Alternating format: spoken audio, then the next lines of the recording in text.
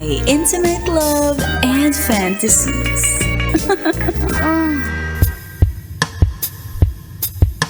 Sa ating episode na pinamagatang Tumira ng Tres.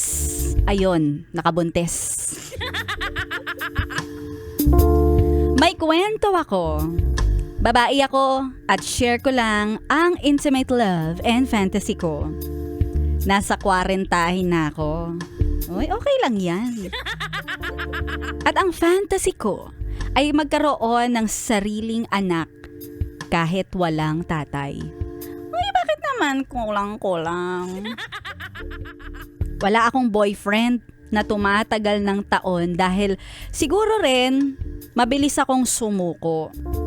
At ako yung tipo ng girl na ayoko nang maging komplikado ang relasyon ko dahil ang isa sa mga karakter ko ay maging masungit. Aminado siya, oh. Masungit ako. At kapag natitrigger pa ako ng mga iba't ibang away, lumalabas ang pagka-dragon ko. Kaya sa lahat ng naging ex ko, hindi nila ako napaamo. Ay, dragon pala yan.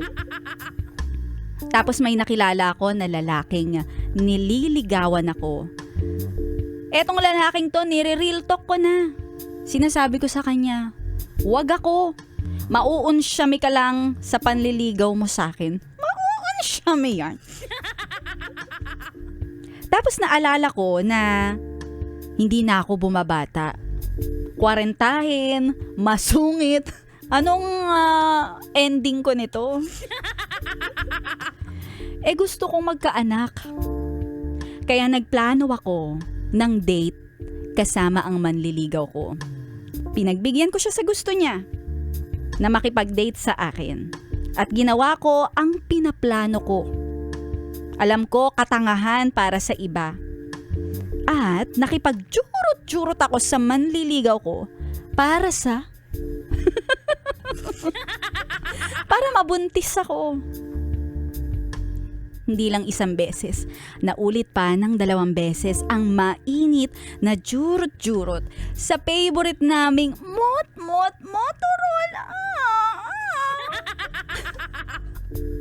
At pagkatapos ng 1 buwan, nagtagumpay ang mga binabalak ko. And finally, nakabuo.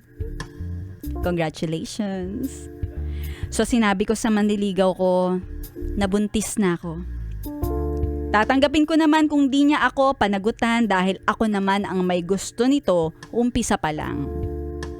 At ngayon na 5 buwan na ang pagdadalang tao ko, lagi siyang sumasama sa mga check-up ko kahit wala kaming label. Check the label. Tinataboy ko na siya.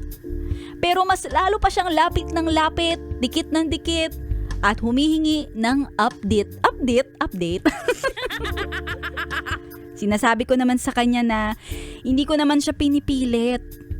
Pero ngayon na malapit na akong manganak, inaamin ko na natatakot ako.